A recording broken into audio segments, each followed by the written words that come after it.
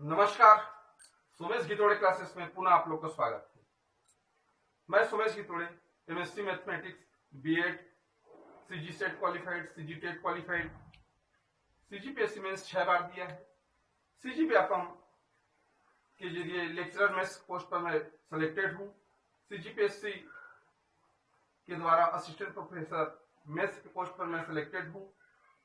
एक बार रेलवे का NTPC graduation level का मेंस भी दिया है और अभी वर्तमान में मैं हायर एजुकेशन डिपार्टमेंट में लैब टेक्नीशियन के पोस्ट पर पोस्टेड हूँ। इस प्रकार कुछ प्रतियोगी परीक्षाओं का मुझे अनुभव है, जिसके आधार पर मैंने यह वीडियो बनाने का प्रयास किया है। आशा करता हूं कि वीडियो लेक्चर आपको मार्गदर्शन प्रदान करेगा। मैंने डेली करंट अफेयर्स और नोट्स के लिए टेलीग्राम चैनल भी ओपन किया हुआ है, जिसका लिंक मैंने डिस्क्रिप्शन बॉक्स पर दिया हुआ है। आप उसे डाउनलोड कर मुझे ज्वाइन कर सकते हैं।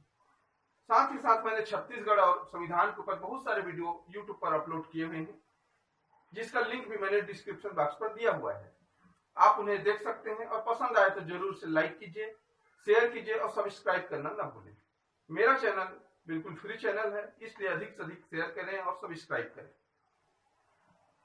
आज हम भारतीय इतिहास में भक्ति आंदोलन पर चर्चा करने वाले हैं, जो कि परीक्षा का एक महत्वपूर्ण टॉपिक है। इनसे प्रश्न अक्सर पूछे जाते हैं।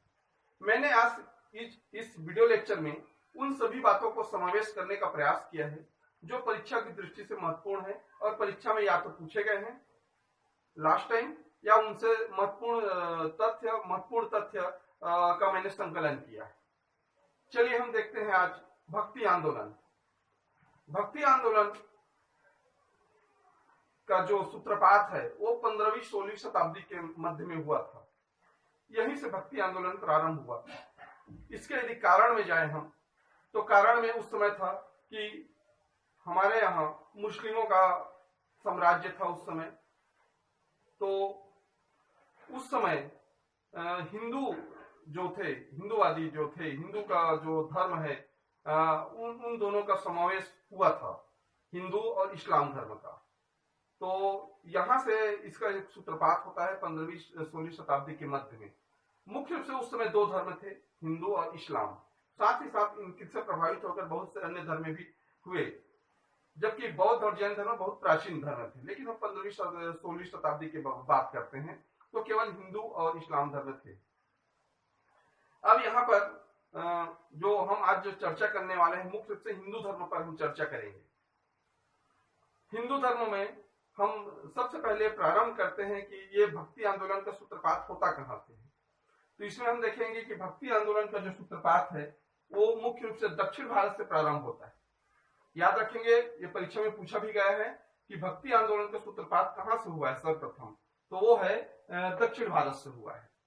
और दक्षिण भारत में इसको प्रचार करने का जो श्रेय जाता है वो रामानुज आचार्य जी को जाता है। याद रखेंगे, रामानुज आचार्य जी को। यहाँ पर हम देखेंगे कि दक्षिण भारत में जो हिंदूवादी धार्मिक आंदोलन था, उसके दो शाखाएं थी। एक शाखा का नाम था अलवार और दूसरा था नैनार। याद रखेंगे, अलवार और नैनार। अलवार मतलब विष्णु भक्त और नैनार मतलब शिव भक्त। इसको भी आप याद रखेंगे, परीक्षा की दृष्टि से बहुत ही महत्वपूर्ण है। अलवार और नैनार। अलवार विष्णु भक्त थे जबकि नैनार शिव भक्त थे। यहाँ पर हिंदू धर्म में एक बात और आती है जिसका जिक्र परीक्षा की दृष्टि से किया गया है कि मोक्ष। हिंदू धर्म में एक शब्द आता है मोक्ष। मोक्ष प्राप्ति के साधन कौन कौन से हैं, ये भी परीक्षा में पूछा गया है। तो इसमें देखते हैं मोक्ष प्राप्ति के साधन कौन कौन से हैं। ज्ञान, कर्म और भक्ति। याद रखेंगे, ज्ञान, कर्म और भक्ति मोक्ष प्राप्ति के 3 साधन है। इसको बिल्कुल आप याद रखेंगे, ज्ञान, कर्म और भक्ति। और भक्ति के ऊपर ज्यादा जोर दिया गया है। याद रखेंगे, भक्ति के द्वारा ही मोक्ष की प्राप्ति की जा सकती है, इस पर ज्यादा जोर दिया गया है। अब यहाँ पर भक्ति की बात करें तो भक्ति भी 2 भागों में विभक्त था। एक सगुण भक्ति, एक निर्गुण भक्ति। सगुण भक्ति की 2 शाखाएं थी, एक राम भक्त और एक कृष्ण भक्त, जिसमें तुलसीदास और सूरदास जी क्रमशः थे। और निर्गुण भक्त में 2 शाखाएं थी, एक प्रेम शाखा और दूसरा ज्ञान शाखा। ज्ञान मार्गी शाखा के प्रमुख कवि या संत कहा जाए तो कबीरदास जी हैं, और प्रेम मार्गी के रसखान और मीरा जी हैं। तो इसको भी आप याद रखेंगे, परीक्षा की दृष्टि से इंपॉर्टेंट है। इसके बाद एक और संप्रदाय का उदय होता है, नाथ संप्रदाय का जिक्र आता है। एक नाथ संप्रदाय जिसमें मत्स्येंद्र नाथ का जिक्र आता है। मत्स्येंद्र नाथ और उनके जो शिष्य हैं गोरखनाथ, जो कि हठ योगी के नाम से फेमस है, इनका जिक्र आता है। चलिए आज हम देखेंगे भक्ति आंदोलन में जो प्रमुख संत थे उनका मत क्या था, वो किस संप्रदाय के मानने वाले थे, उनकी विशेषताएं क्या थी परीक्षा की दृष्टि से, इस पर हम चर्चा करेंगे। मैं यहाँ पर बताने से पहले कुछ बातों को बताना चाहूंगा आपको कि जब हम संतों की बात करते हैं तो संत में उस समय जो मत प्रचलित है उसका एक मैं संक्षिप्त परिचय देना चाहूंगा। उस समय था एक यहाँ पर था द्वैतवाद, अद्वैतवाद। इस पर हम चर्चा करेंगे कि आखिर द्वैतवाद क्या है। द्वैतवाद मतलब दो चीज, शब्द का अर्थ है द्वैत मतलब डबल, दो चीज की मान्यता जहां पर, वो द्वैतवाद है। ऐसा वाद या ऐसा संत जो दो चीजों को मानता हो, दो चीज की उपस्थिति को मानता हो, वो द्वैतवाद है। जैसे आत्मा और परमात्मा, ये दो चीजों को जो मानने वाले हैं वो द्वैतवाद संत कहलाते थे। और अद्वैतवाद मतलब जो एक ही चीज को माने, मतलब आत्मा और परमात्मा को यदि वो एक ही समझे, एक ही चीज समझे, तो वो अद्वैतवाद होता है। इसी पर हम चर्चा करेंगे।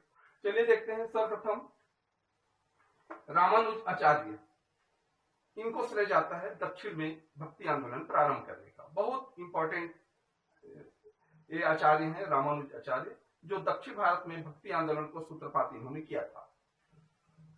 इनका जो मत था वो विशिष्ट अद्वैतवाद था, याद रखेंगे, विशिष्ट अद्वैतवाद। अद्वैतवाद मतलब केवल आत्मा और परमात्मा को एक मानना, इनका प्रमुख यह था। और इनका जो संप्रदाय था वो है श्री संप्रदाय, याद रखेंगे, संप्रदाय भी आपको याद करना पड़ेगा, श्री संप्रदाय। और मत था विशिष्ट अद्वैतवाद, याद रखेंगे।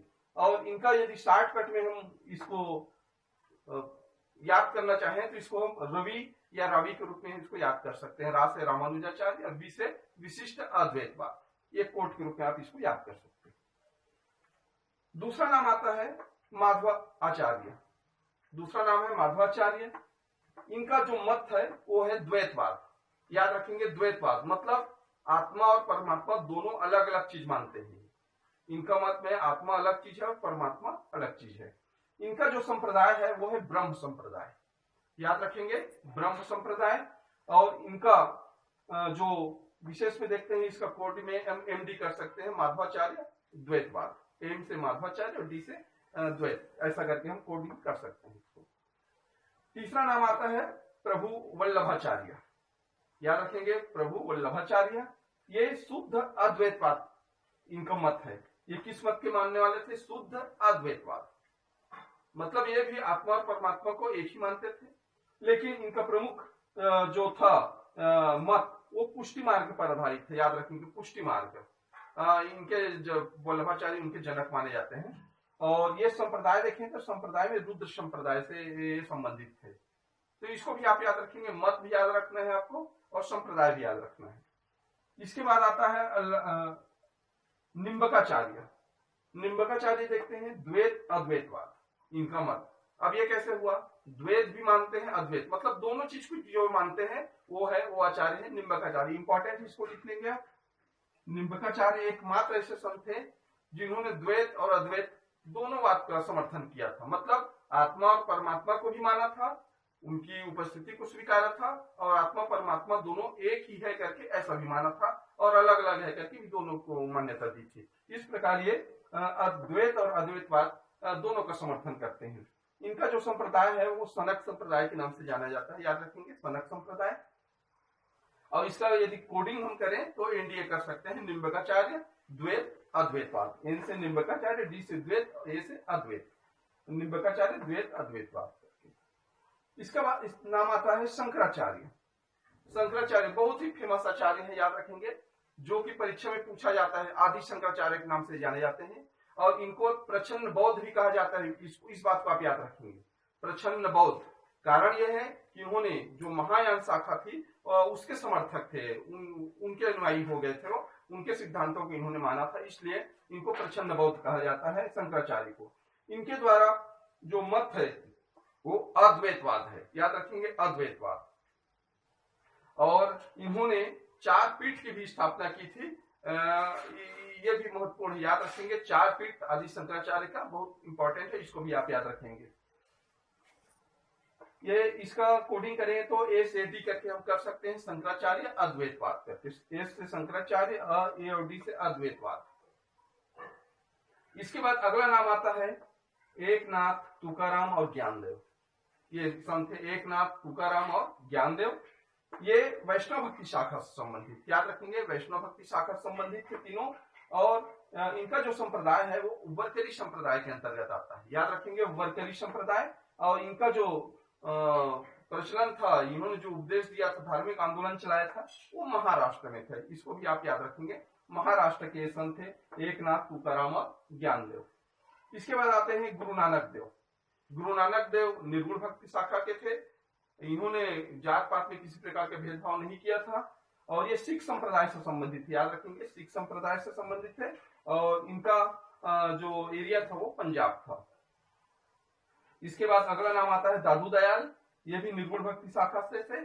और दादूपंथ या निपक्ष जो संप्रदाय है उससे संबंधित थे। इसके बाद आते हैं रामानंद, बहुत इंपॉर्टेंट है ये भी।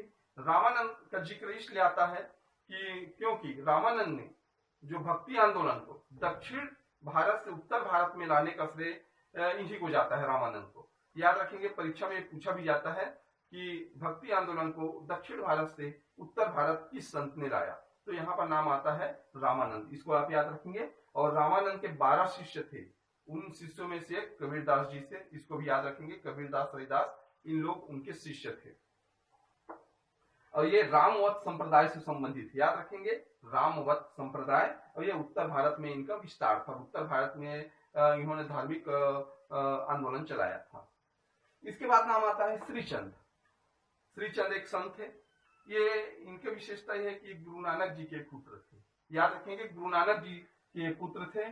और ये उदासी संप्रदाय से संबंधित थे, याद रखेंगे, उदासी संप्रदाय, इसको भी आप याद रखेंगे। श्रीचंद गुरु नानक के पुत्र थे और उदासी संप्रदाय से संबंधित थे। इसके बाद तुलसीदास, जो कि सगुण भक्ति शाखा के राम भक्ति के अंतर्गत आते थे। रामचरितमानस इनकी प्रसिद्ध रचना है। और सूरदास, जो कि कृष्ण भक्ति शाखा के अंतर्गत आता है, जो कि उनकी प्रमुख रचना सूरसावली है। इस प्रकार से कुछ संतों का हमने यहाँ पर जिक्र किया है। और बहुत सारे संत हुए, जैसे चैतन्य महाप्रभु कहा जाता है, जो कि बंगाल में जन्मे थे और कृष्ण भक्ति शाखा से संबंधित थे, इनका भी जिक्र आता है, चैतन्य का। मीराबाई, जो कि गुजरात मेवाड़ से संबंधित है, ये कृष्ण मार्गी में प्रेम मार्गी शाखा के कवित्री थी और संत भी हुए मीराबाई, इनका भी जिक्र आता है। ऐसे और बहुत सारे संत हैं जिनका जिक्र इस धार्मिक आंदोलन में होता है। यहाँ पर मैंने केवल जो परीक्षा की दृष्टि से इंपॉर्टेंट है, परीक्षा में जो अब तक पूछे गए हैं, उन्हीं का मैंने संकलन करके आपको भक्ति आंदोलन के बारे में बताने का प्रयास किया है। आशा करता हूँ कि वीडियो लेक्चर आपको जरूर पसंद आया होगा। नेक्स्ट वीडियो में आपसे फिर मिलेंगे, तो इसका एक स्क्रीनशॉट आप अवश्य ले लीजिएगा। तब तक के लिए नमस्कार।